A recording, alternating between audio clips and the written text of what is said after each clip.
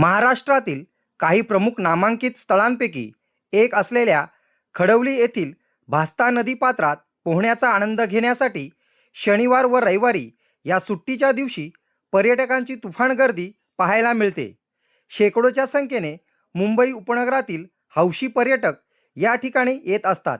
येथील स्थानिक भूमिपुत्रांच्या उपगृहात तसेच छोटेखानी धाबे, चायनीज हॉटेल्स असलेल्या ठिकाणी पर्यटकांची गर्दी पाहायला मिळते।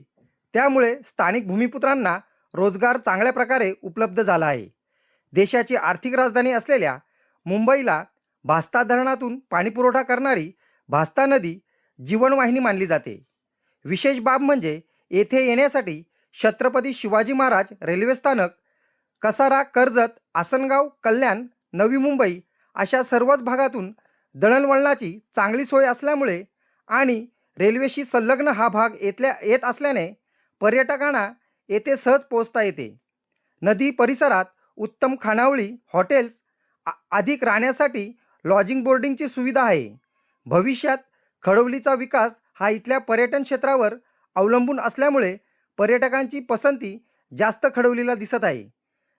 काही मुंबई उपनगरातील लोकांनी खडवलीत आपल्या मालकीची तर काहींनी भाडेतत्वावर घरे घेऊन ते खडवलीचे कायमचे रहिवासी झाले आहेत।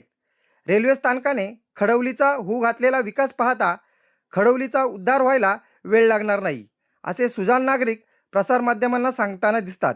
न्यूज रिपोर्टर दीपक चंदे, मशाल न्यूज नेटवर्क। कल्याण तालुक्यातील खडवली स्टेशन रेल्वे स्टेशनपासून 5 मिनिटाच्या अंतरावरती भास्ता नदी आहे आणि त्या ब्रिजवरती उभं आहे। त्या नदी पात्रामध्ये, भास्ता नदीच्या पात्रामध्ये पर्यटन स्थळ आहे आणि मुंबई ठाणे अख्खा महाराष्ट्रातून इथे पर्यटक येत असतात आणि मौज मजा करण्यासाठी येत असतात। सुट्टीवेळी येतात, शनिवार रविवार या सुट्टीवेळी येतात आणि पोहण्यासाठी, आंघोळ करण्यासाठी। आणि इथे एक